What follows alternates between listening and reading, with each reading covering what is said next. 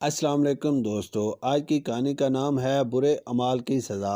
لقمان ویسے تو بہت ذہین اور لائق بچہ تھا۔ وہ 7ویں جماعت کا طالب علم تھا، ہر جماعت میں اول آتا تھا، لیکن اس میں چوری کرنے کی ایک بری عادت تھی۔ وہ چھوٹے ہوتے ہوئے بھی اپنی امی جان کے پرس سے پیسے چوری کرتا تھا۔ اس کی یہ عادت اس کے بڑے بھائی نے کافی دفعہ سب کے سامنے بے نقاب بھی کی تھی، جس کی وجہ سے اس کو کافی دفعہ اس کی امی سے مار بھی پڑ چکی تھی، لیکن وہ چوری کرنے سے باز نہ آتا تھا۔ وہ چوری کر کے پیسے لاٹری میں خرچ کرتا تھا۔ وہ سارا دن لاٹری کی دکان میں رہتا۔ اس کی امی اس کی اس عادت سے سخت پریشان رہتی تھی۔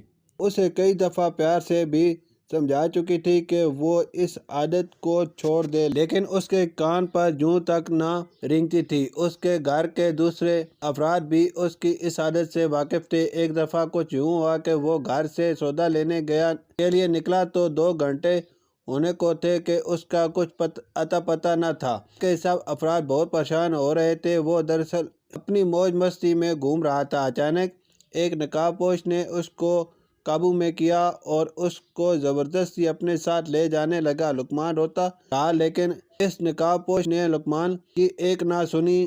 وہ اس وقت اپنے آپ کو برا بھلا کہہ رہا تھا کہ اگر وہ اپنے والدین اور گھر والوں کی بات مان لیتا تو اس کو آج یہ دن نہ دیکھنا پڑتا، لیکن اب پچھتائے کیا؟ بھوت جب چڑیا چگ گئی کھیت۔ لقمان اسی عالم میں روتا روتا اٹھ بیٹھا۔ اس کو اپنے اوپر یقین نہیں آ رہا تھا کہ وہ اپنے بستر پر تھا اور وہ ایک خواب تھا۔ دراصل وہ خواب دیکھ رہا تھا وہ جب روتا روتا اٹھا تو اس کی امی جان جو اس کے پاس سوئی ہوئی تھی وہ اس کے رونے سے اٹھ بیٹھی۔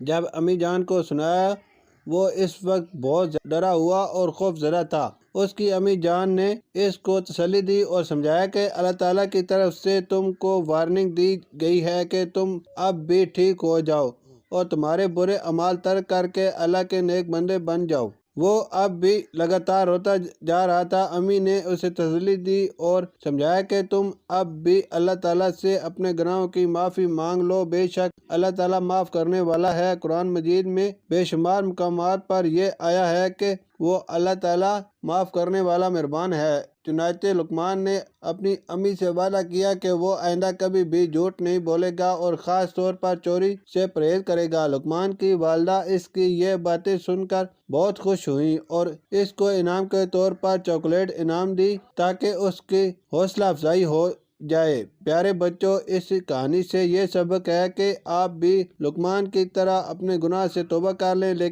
کیونکہ یہ وقت ہے۔ اگر دنیا میں توبہ نصیب نہ ہوئی تو آخرت میں مشکلات کا سامنا کرنا پڑے گا۔ اللہ تعالیٰ ہم سب کو توبہ کرنے کی توفیق عطا فرمائے، آمین۔ شکریہ۔